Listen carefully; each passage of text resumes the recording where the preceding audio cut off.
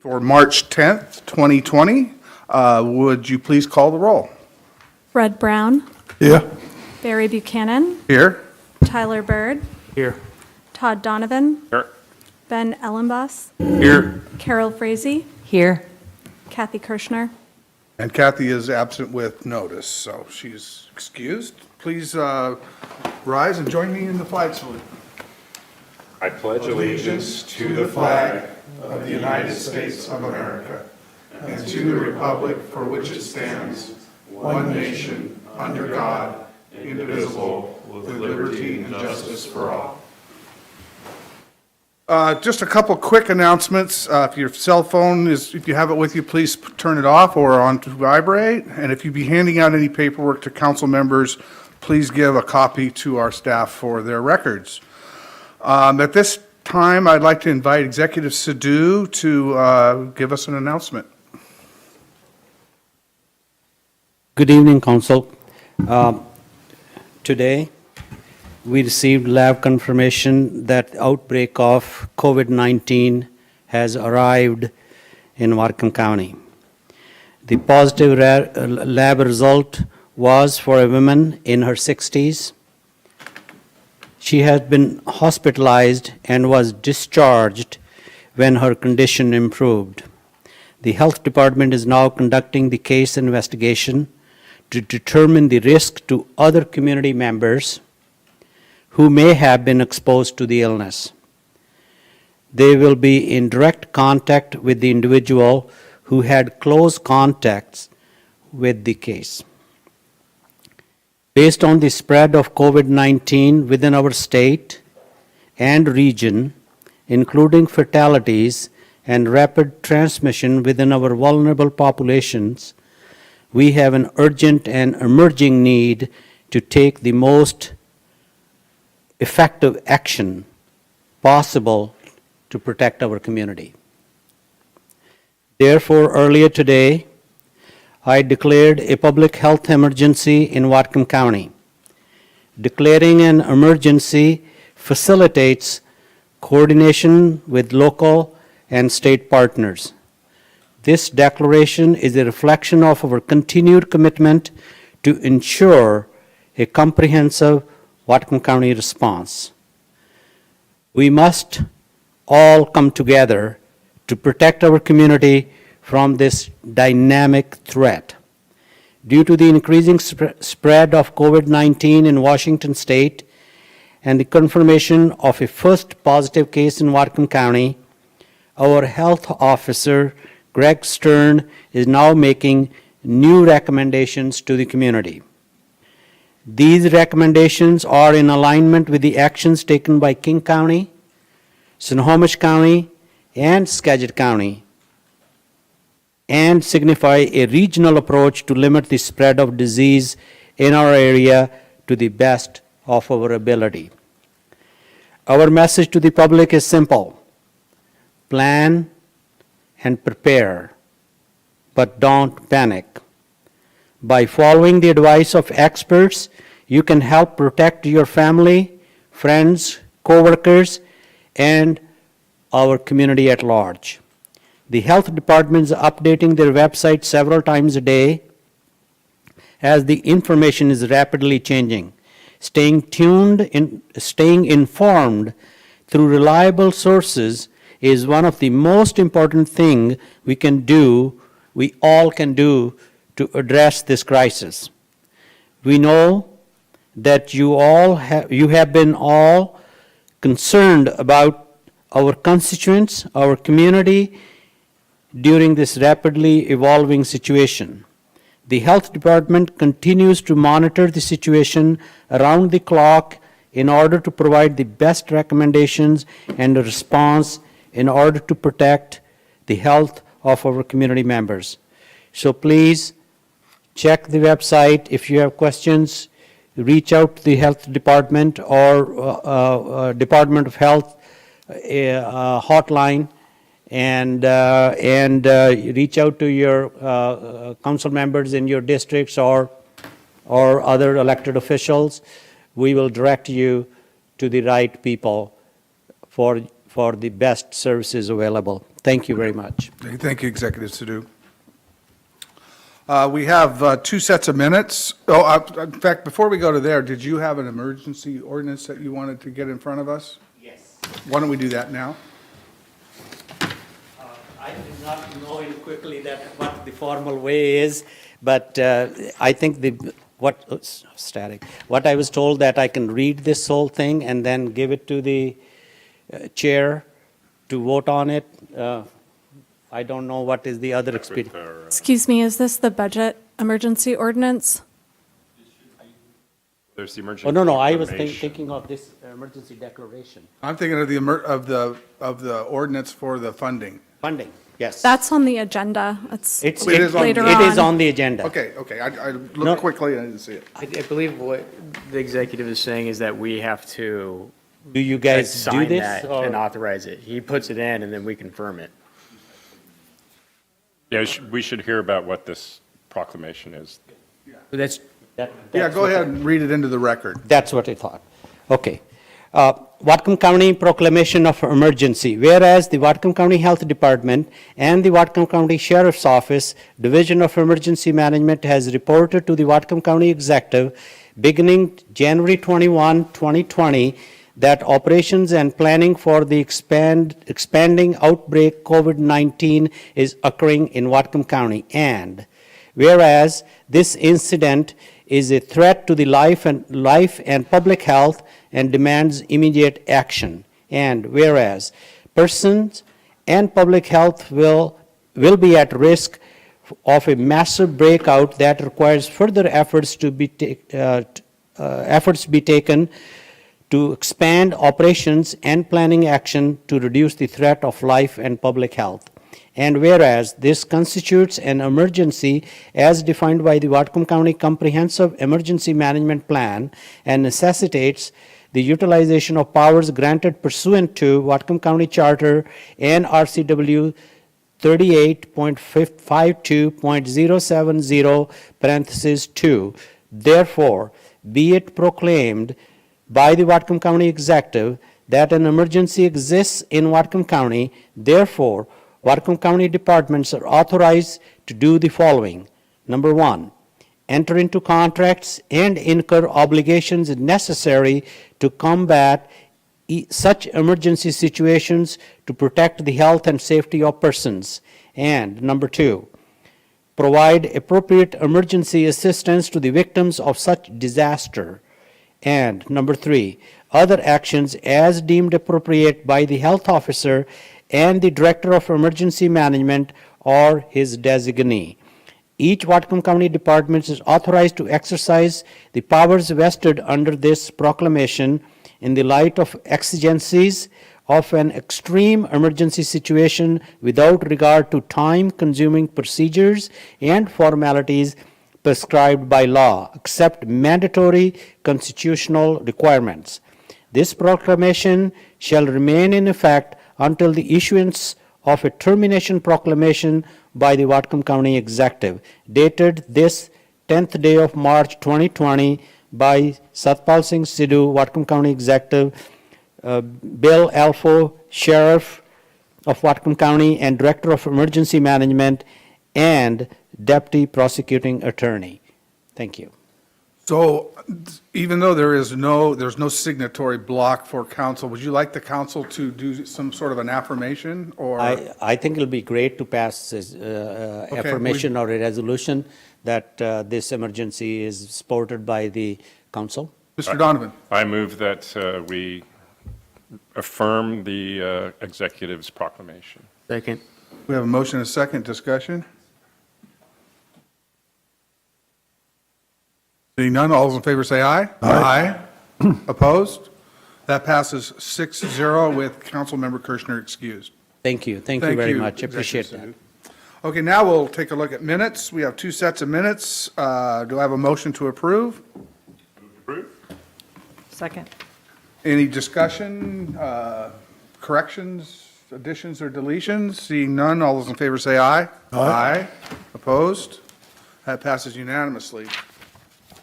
We'll move into open session. During open session, audience members can speak to the council on an issue not scheduled for public hearing.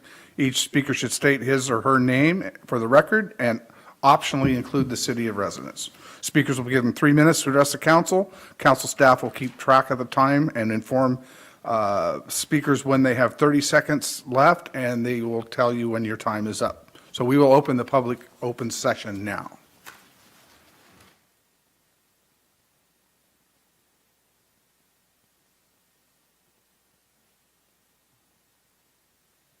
Hello, my name is Yoshi Ravel. I live here in Bellingham.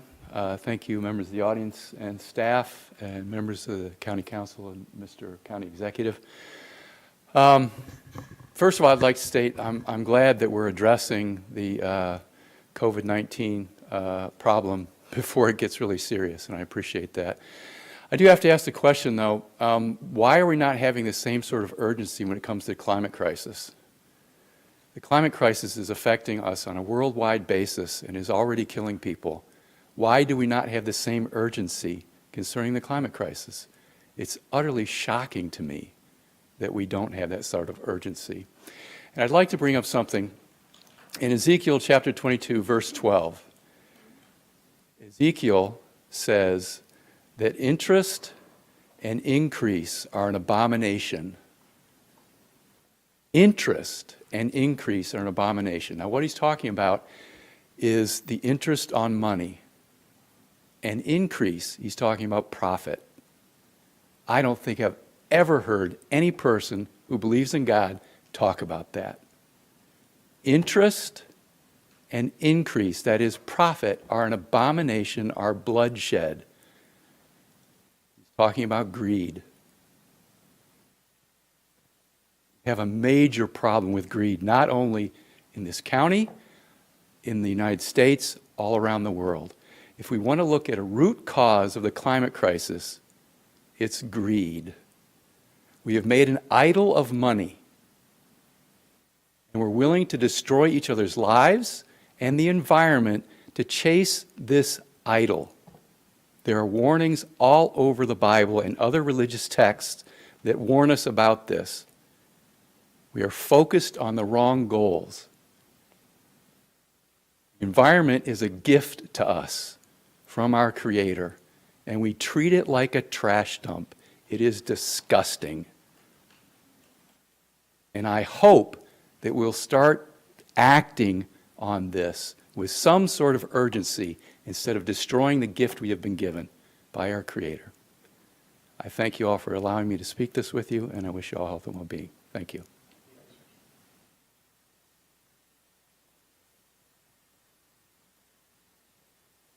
Good evening, Allison Calder, Point Roberts.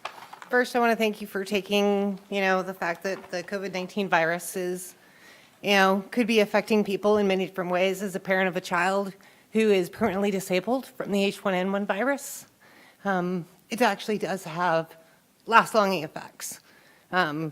She survived it, but she is permanently disabled. So we also don't know with this particular virus, if someone survives it, if there is going to be long-term, lifelong disabilities associated. So, on another note, when Executive Sadhu and Mr. Schroeder came to Point Roberts, we discussed that we needed to revise our sub-area plan, zoning, and code. Mr. Sadhu said, don't think small, think big. Think 20, 50 years from now so people look back and instead of saying, what were they thinking, they say, wow, look at what you did. I noticed tonight on the agenda is the introduction of the budget, which has $75,000 allotted for our transfer station. I'm going to ask you to please not approve that because the transfer station is currently on R5A property that has a conditional use permit from the 1980s. To the north, east, and south of our transfer station is recreational open space. It is a Point Roberts Park. To the south is also our aquifer. To the west is R5A property. It is not in an appropriate location for our community. It is surrounded by park. There's an easement that goes through the parkland to give access to that transfer station. One day we may need our aquifer back. Having the transfer station with 2 decommissioned solid waste facilities next to our aquifer is not appropriate. I'd like for you to allow the community to take up what Mr. Sadoo said. Let's redo our sub-area plan. Let's get appropriate zoning. Let's look 20 to 50 years from now. Let us do that. Let us do that sub-area plan. Let us do zoning. Let us actually have some industrial zoning in Point Roberts. And then we can actually spend money on infrastructure for a transfer station in an appropriate location. Thank you.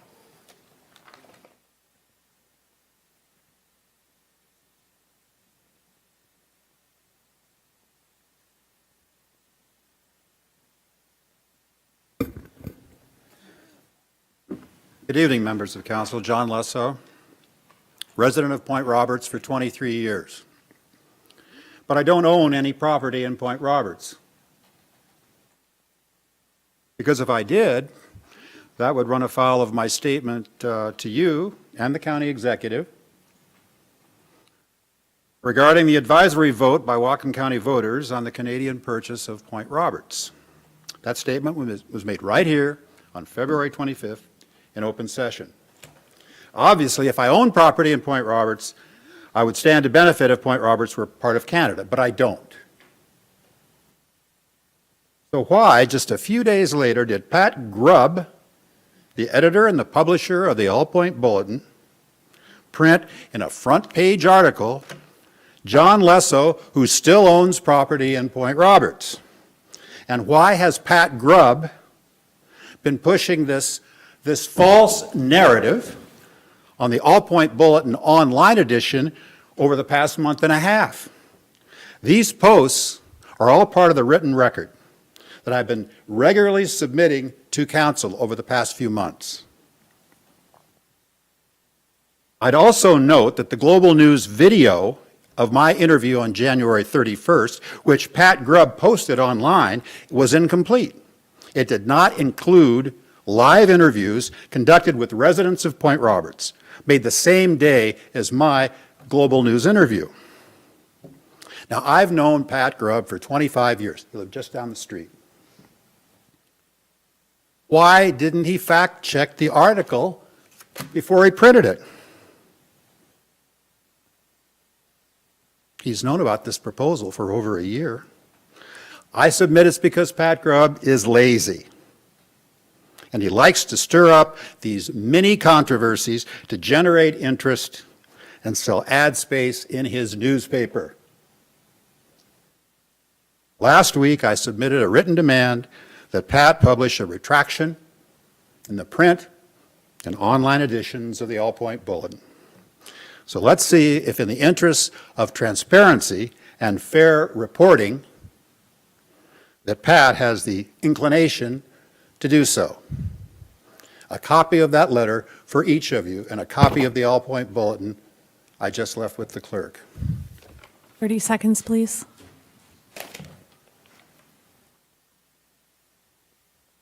Ken Calder, Point Roberts. Further to the money for the transfer station, there are many things that need to be looked into before money is spent on that site. There is no septic permit on file for the septic tank that is the office is attached to. If any citizen was to try and deal with their property and replace a building, they would have to go through the steps of having a new septic system designed. This is going to increase costs to the county. The buffer zones for transfer stations are something that needs to be looked into with the property that is R5A right next door. There's supposed to be a 25 to 50 foot buffer. There isn't with the way that the transfer station is set up. So before you approve that money to be spent, we need to look further into the, make sure that the county doesn't just say do as we say, not as we do. So please look into that before you decide to move forward on that expenditure. Thank you.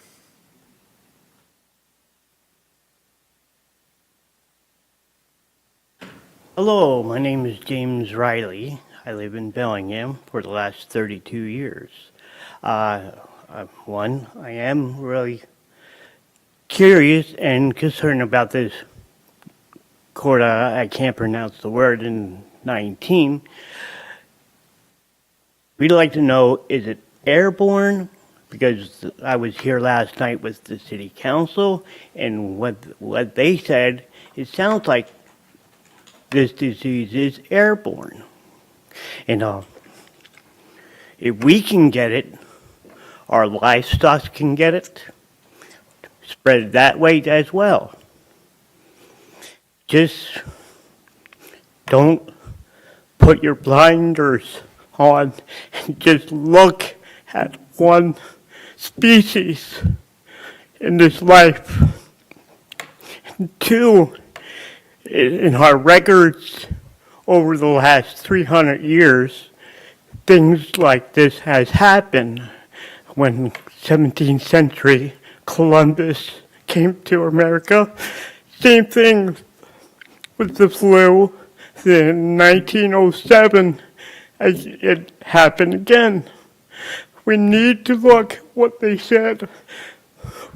Our past is our future. No matter what you think or say, the facts are there. To the archives, records, you got the courthouse, city hall, library. Please, everybody, work together on this, or we're gonna lose what we enjoy so much, our lives. We can work together. Please don't put your blinders on and don't put your headphones on and just say, oh, somebody else will do it. No, we need to do it. And two, that's what I said. It is affecting us. It can affect our livestock, our cows, our horses, meats, our pets. They can transfer this as well as we can. So I will put 100% of my time, no cost, to help. If you need somebody to be a gopher boy, I'll be there. 30 seconds, please. And thank you. Anyone else like to speak? Seeing none, we will close the open public session and move to finance and the consent agenda. I can't remember, do I have to read all of these? So in? you'll just Or- move. That's, yeah, I always get those two backwards. All right, all items on the consent agenda passed 201 in committee with both Councilmember Brown and Byrd in favor and Councilmember Kirschner in favor, or absent, excuse me. I move approval. Okay. Any discussion on that motion? Seeing none, all those in favor say aye. Aye. Opposed? That passes 6-0 with Councilmember Kirschner excused. Next item is AB 2020-109, request authorization for the county executive to enter into an interlocal contract amendment between Whatcom County and Whatcom Conservation District to provide Lake Whatcom homeowner incentive program assistance in the amount of $100,000 for a total amended interlocal contract amendment amount of $316,000. That passed in committee 201. Councilmember Brown and Byrd in favor. Councilmember Kirschner absent. I move. Okay, we have that motion. Any discussion? Seeing none, all those in favor say aye. Aye. Opposed? Opposed. That passes 5-1 to Mr. Kirschner's excused. Okay, next item is AB 2020-112. Request authorization for the county executive to enter into an interlocal agreement between Whatcom County and the city of Ferndale for the Stormwater Education and Outreach Project, pages 14 through 24, that passed in committee 201 with Councilmembers Byrd and Brown in favor, and Councilmember Kirschner absent. I so move. Discussion? Seeing none, all in favor say aye. Aye. Opposed? That passes 6-0 to Councilmember Kirschner excused. Next is Public Works and Health. Okay, we had AB 2020-092, ordinance amending Whatcom County Code 2.150, Whatcom County Veterans Advisory Board, and WCC 2.152, Veterans Assistant Program, and that passed in committee 201 with Councilmember Kirschner excused. Okay, discussion on that motion? Seeing none, please call the roll. Red Brown, Yes. Barry Buchanan, Yes. Tyler Bird, Yes. Todd Donovan, Yes. Ben Ellenbus, Yes. Carol Frazee, Yes. And that passes 6-0 with Councilmember Kirschner excused. Next up is, does not have a committee assignment, it's AB 2020-131. It's an emergency ordinance amending the 2020 Whatcom County budget, request number 7, in the amount of $150,000. Did you want to give us a quick rundown of that? Yes, Paul? I think that this was thought about last Friday or Thursday, actually, and we were thinking of either $250,000 or $150,000, and this relates to buying all the supplies, what we need, and now we see the need is that we may have to buy supplies and distribute to maybe senior citizen homes or skilled nursing facilities or other people who need them from our county. We may have to do that accounting later, but I think that the other thing is overtime for the deputies, overtime for the other departments. Then one of the things we have talked to our department heads is that come up with a plan that if you don't have 50% of your workforce available for working, means either they're sick or they're not coming to work, because some things you can do online, but a lot of county work is such that you cannot do it online. You have to be physically present. And so it may happen that people who are healthy, they may have to spend more hours and overtime, while we do have a workforce who may not be able to come to work for different reasons.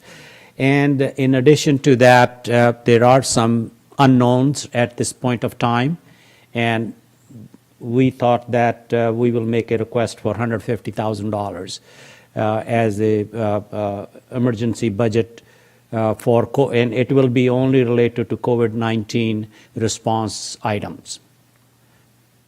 Okay, do we have a motion? I move approval within discussion. Second. Okay, I'll second. Go ahead, Mr. Brown. Mr. Sadhu, sorry, Executive Sadhu, you had mentioned before you may want to increase it to 250. Do you still want to do that? Yes, I think so, but I mean, what we were thinking last Thursday, Friday, that maybe we should look for 150 and see how the things go, and then we can come back and increase it. But I think after today's discussion, I really believe that 250 would be a good number, and we can always come back to you, but this will be at least for immediate future. We will see, and we'll report back to you where the need is and where we are using these funds for. Would you like us to amend this? I would request that please amend it to 250 if you can. I move that we amend this to 250,000. Second if it needs a second. Okay, it's been moved and seconded. This is just the amendment. Mr. Brown?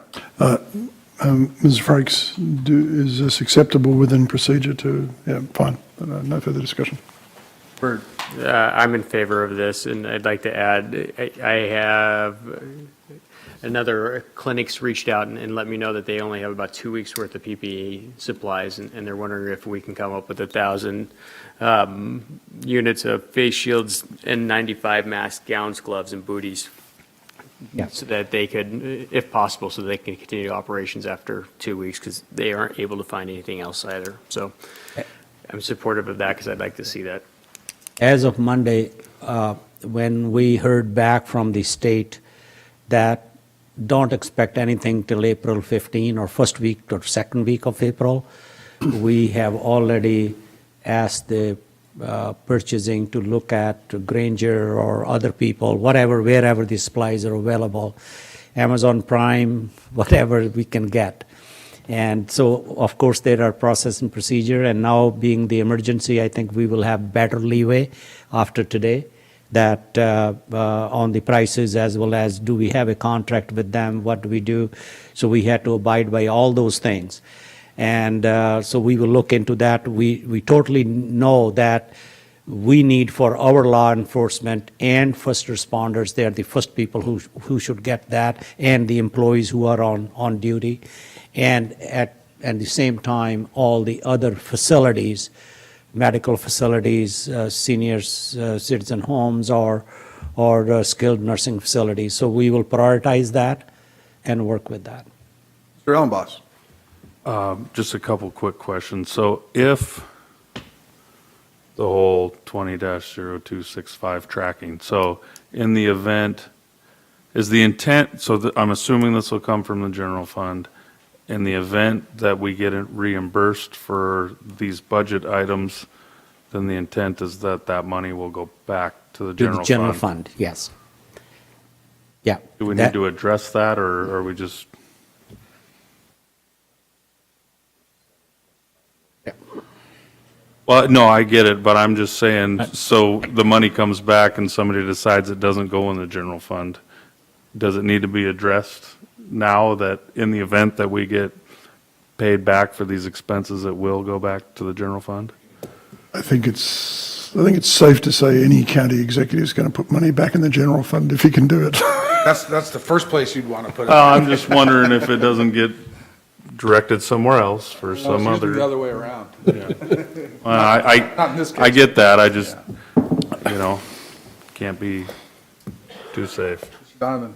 I, yeah, just, following off of Mr. Ellenboss, yeah, it's important that we figure out what the money gets reimbursed, but I think there's federal money we could expect to go to the states that we hope would get back this year, and if we don't, we heard from Mr. Bennett this morning that our fund balance in the general fund is quite beyond what we expect normally for reserves. So the worst case scenario would be the excess fund balance that we wouldn't be able to use in the next biennium would cover this. But I'm pretty confident that the funds you mentioned from the federal state government.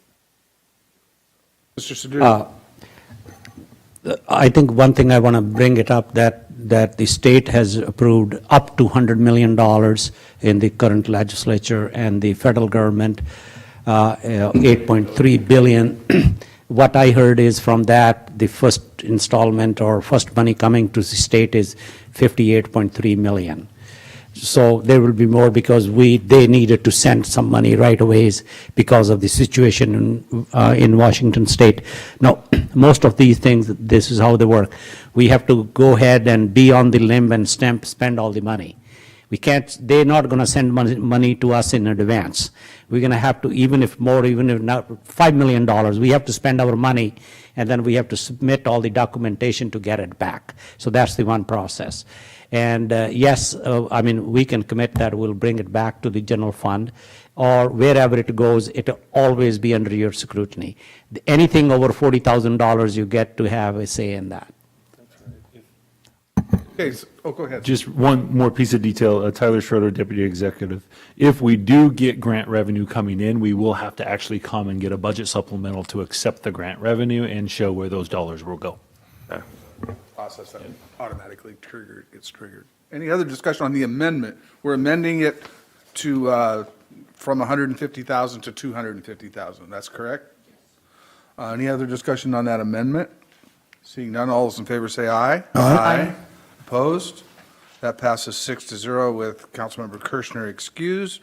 Before we vote on the main motion, I do have a question. Are we, since this is an emergency ordinance, will we have to take this up in public hearing in 60 days? Or whatever that, Councilmember Buchanan, an emergency ordinance doesn't require a public hearing because it's an emergency ordinance. It follows a different path, so it only has to pass by 2/3 vote this evening for council. No. Two-thirds, I think is right, but I believe this ordinance is only effective for 60 days, but I guess you give the money, and I don't think it really matters in this ordinance. normally when we do an emergency ordinance, we do have to follow up with a, That's because you're doing an or an interim ordinance under either the Planning Enabling Act or the Oh, Growth gotcha, Management gotcha. Act, and that's where the public hearing comes in. so, but it is a two-thirds vote requirement for the council, so it needs 5 votes. Any other discussion on the main motion? Seeing none, please call the roll. Barry Buchanan, Yes. Tyler Bird, Yes. Todd Donovan, Yes. Ben Ellenboss, Yes. Carol Frazee, Yes. Red Brown, Yes. That passes 6-0 with Kirschner excused. Executive appointments to boards, commissions, and committees. AB 2020-104 requests confirmation of the executive's appointment of Robin Thomas to the Bicycle Pedestrian Advisory Committee. To confirm? Second? Have a motion and a second to confirm. Any discussion? Mr. Ellenboss. As always, is Robin Thomas in the house? Face with a name. Okay. Any other discussion on the motion? Seeing none, all those in favor say aye. Aye. Opposed? Passes 6-0 with Kirschner excused. Next one is AB 2020-122, request confirmation of the executive's appointment of Pam Shepard to the Point Roberts Community Advisory Committee. Move to confirm? Second? We have a motion and a second to confirm. Any discussion? Mr. Ellenboss? Shepherd in the house. It's a long way. Any other discussion? Seeing none, all those in favor say aye. Aye. Opposed? No. That passes 5-1 with Kirschner excused. Next is introduction items. Do we have a motion to introduce items 1 through 6? Move to introduce. Second? Have a motion and a second to introduce items 1 through 6. Discussion? Mr. Ellenboss. Item, excuse me, item 6, AB 2020-121, if you go to, let's see, page 1. Turn with me, if you will. The what page? I'm looking for You it. said 1.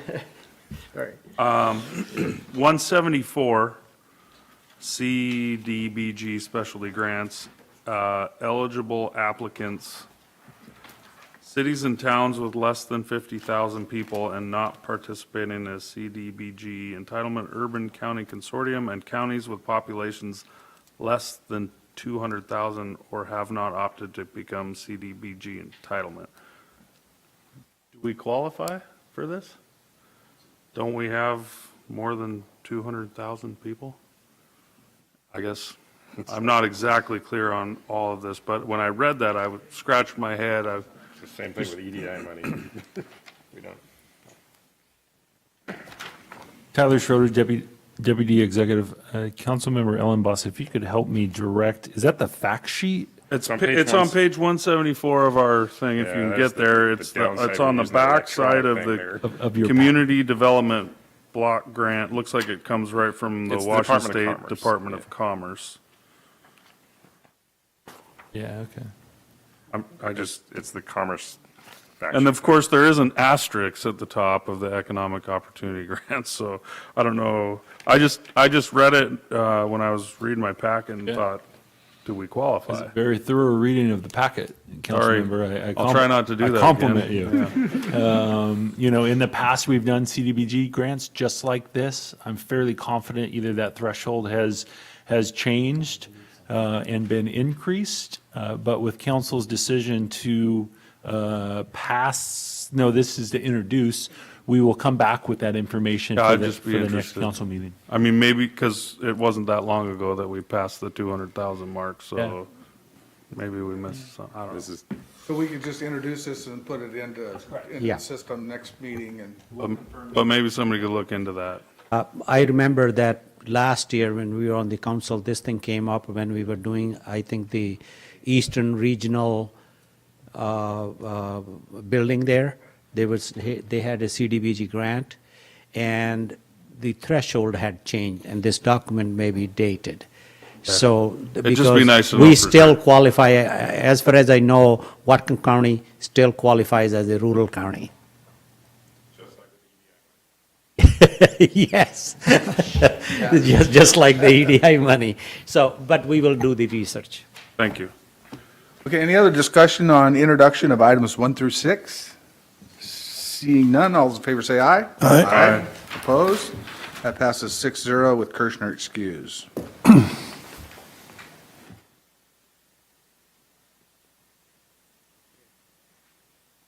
Committee reports. Oh, Mr. Brown, We had two things in executive session. Did you want to cover those? we're not there yet. Okay.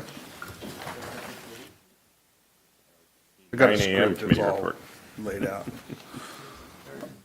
Committee reports, Natural Resources. Natural Resources met at 9 a.m., which is effectively 8 a.m. if you think about the daylight savings time change, and we elected Rudd Brown as future chair.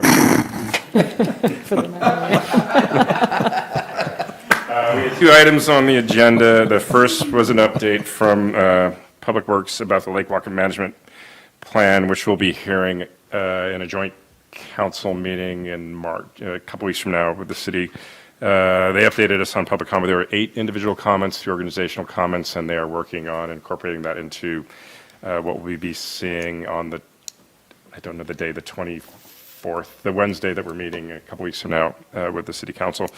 The second thing we talked about was a presentation on efforts to improve the YR1 caucus process, and I think Mr. Zadoo commented on this, the two things that we had discussion on, which we'll come back to Tuesday at the water session, what do we call it now? The water meeting. The meeting formerly known as Surface Water Work Session, talking about the caucus's representation and how we'll kind of engage with them for more of a collaborative advisory role in the future with the planning unit. So there was no action other than those presentations. So concerning our last item, I just got a text from Paul Schisler, who says that one has to subtract Bellingham as a CBDG Okay. entitlement grantee. Watching So online. they're, since they have their own CB, we can take the population of Bellingham out. Thank you, Paul. We're actually watching. Thank you, Paul. Thanks, Paul. Hi, Doug. Okay, so, next up is there's anything else from Finance and Administrative Services? Yep, we had a presentation today from Finance Department, and based on last year, they kind of went through a couple of the anomalies that we hadn't expected in the budget. They also addressed that we will end up with a little bit higher fund balance than what we were anticipating.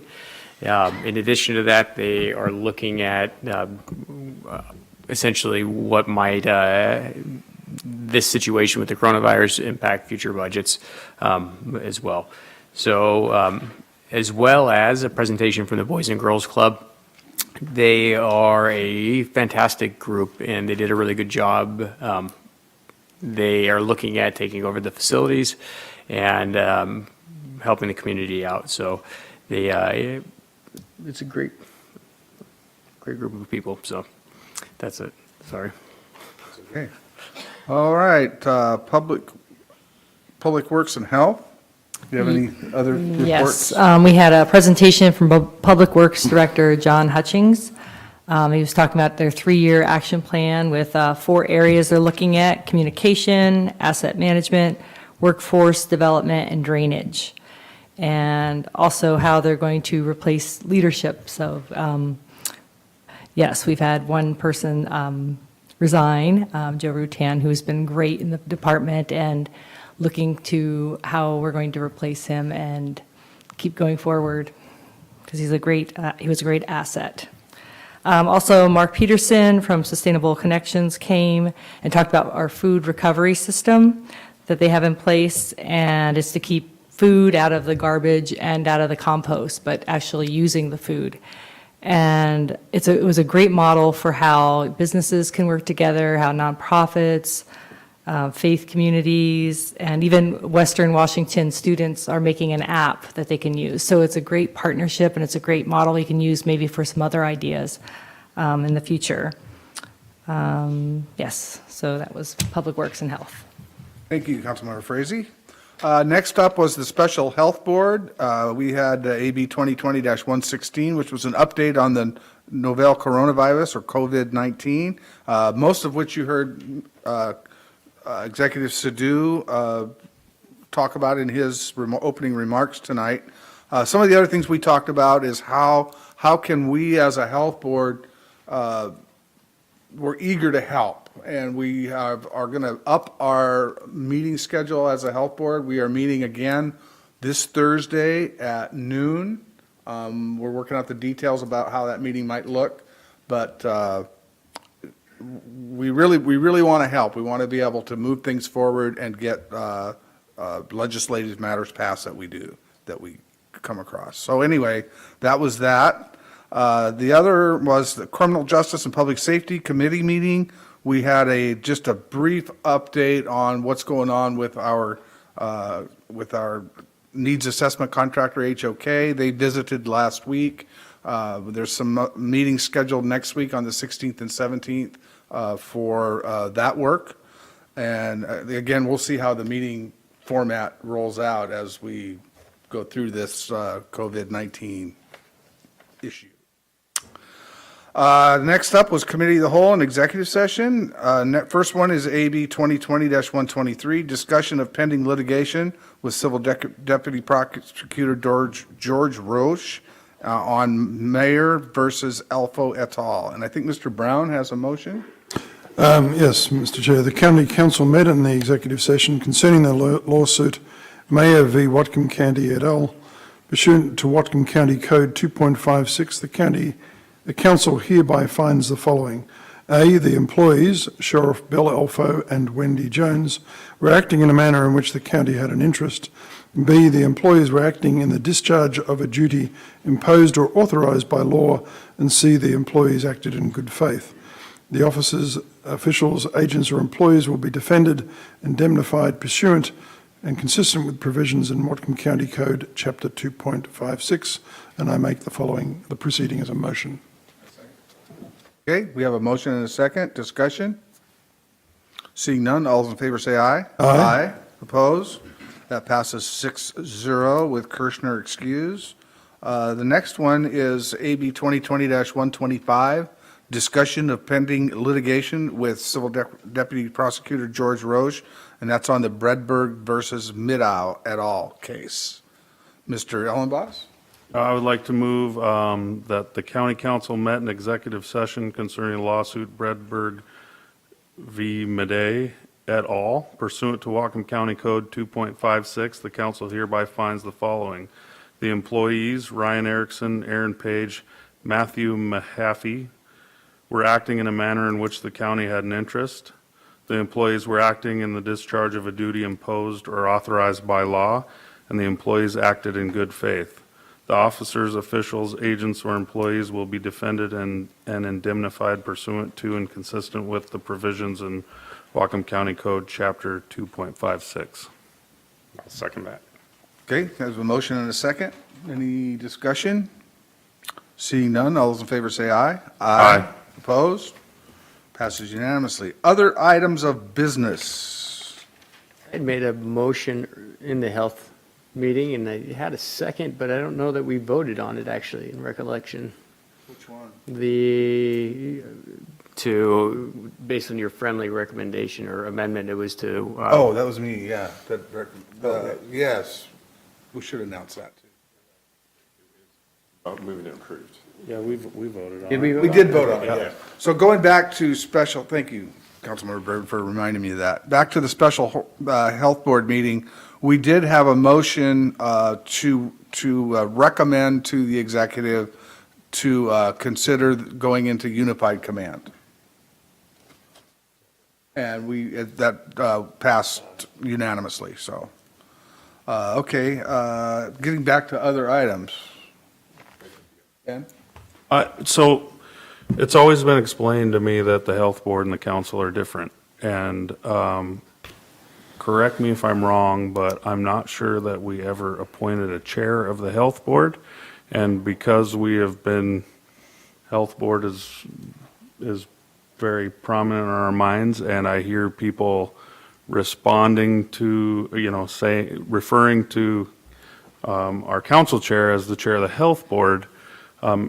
Is it defined anywhere that the council chair is the chair of the health board? And if it isn't, maybe we should make it a formal, this is our chair type of procedural thing.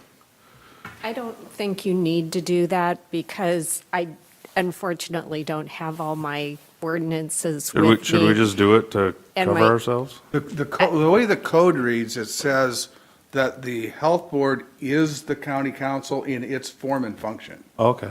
And Yeah, I'll there's- show you the code, I have it on my desk. Well, I'm not worried about it. I just wanted to make sure that we were, Right. And it's also the flood control advisory district and these lighting districts and the health board that we all, I think we actually just have like 6 sets of hats down here and we can take them on and off when we do this. But, so the chair is the chair of all of those things. okay. And I could show you that. Does that bug you? I mean, is that No, too that's much? You fine. want to delegate a chair to That's somebody? fine. Okay, any other items? Okay, council member updates? None. Thank you. Yeah, I just want to thank everyone who's working overtime and making sure we can do the best we can for our county. And the health department is working a lot, and I've seen your office, and Barry Buchanan's been working overtime, so thank you. I'd say to the community,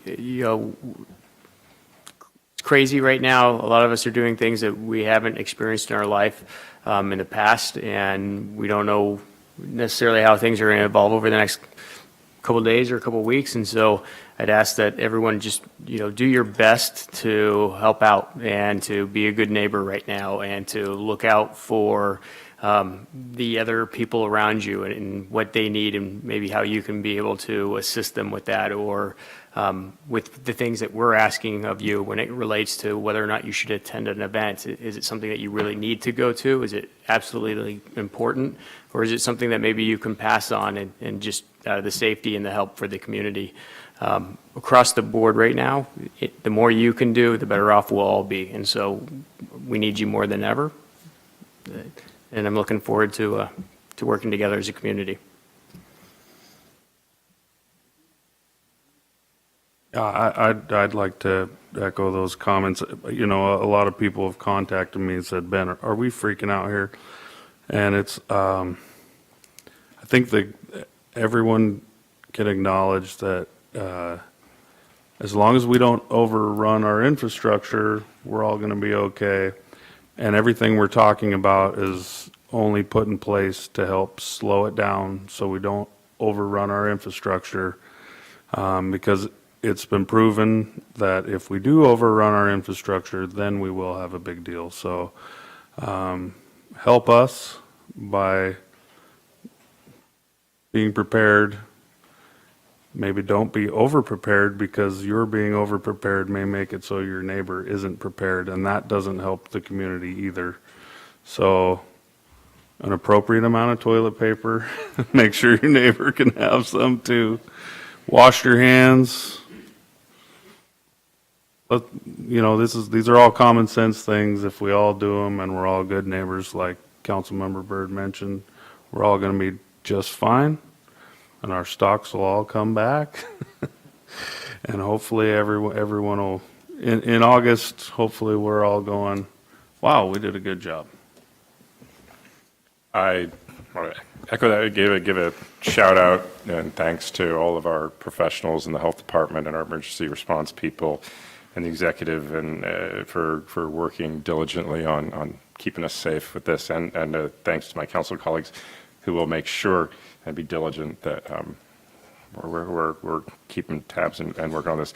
And then changing the subject completely, the Olympic marathon trials were last week. And Did you qualify? No, I did not, but there were women and men, at least one man from Whatcom County there. And Jake Wiley qualified for the Olympics. Whatcom County. So assuming we get through all this and they have the Tokyo Olympics, we'll have a Whatcom County person representing us in the Olympic marathon. Oh, marathon, okay. The only sport that matters. But the, Besides team pursuit cycling. I don't believe that you believe that.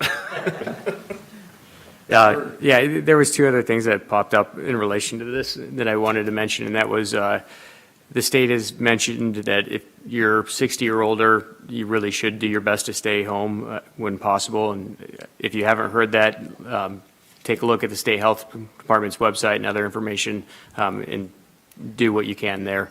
But also, yeah, I know, I mean, this. I can take 2 months off. We know somebody who can make you. That's going to leave us pretty short here, the three of us. No. But even just as important, we really need a good ability to communicate with everyone right now and to get information to people and to get really factual information out there and get it out there promptly so that people in our community hear it. If you haven't already, go online, go on Facebook, follow the health department's website so you can get the updates, sign up for the email newsletter list so that you can get the updates straight from us. So if we need your help or something comes up, that you're getting that information as promptly as possible. That'll help us a ton in the long run. Yeah, and I'll add to that, make sure that you tell your friends and family to check that website. Spread the word to get the official word coming out of the county. I just want to echo what everyone has said here, especially about how hard our folks are working to try to mitigate this and slow it down. I'm very proud of our county. I'm very proud of our council. We're going to get through this. The way we're going to do it is we're going to work together, like it's been stated up here many times. I'm confident we're going to get through this. And just everybody be safe, use your heads, use common sense, and we'll be fine. Mr. No Chair. other business, Mr. Brown. I just want to add one thing I did forget to mention is, checked in with John Gargett of the Emergency Management Division, asking what citizens could do, and the response was this, is with respect to people who want to volunteer to help out if there's a need, our office managers, including, who want to volunteer, our office managers, including the activation and deployment of the Whatcom County Volunteer Mobilization Center, who are a group who can register unaffiliated volunteers. This registration is important as it will then provide L&I coverage as emergency workers. This program can then be activated if we have a proclamation and a need. So what that basically means is if you register through this program and you become, once you're registered, you're then covered by state and L&I. So in the event that you are injured in the course of helping somebody else out as requested, then you're at least covered by L&I insurance. The other thing too, I heard from the fiance of a person who's running one of the emergency centers down in Seattle, is that there is a need for increased blood donation. Okay, anything else for the good of the order? Okay, we are adjourned. Then you can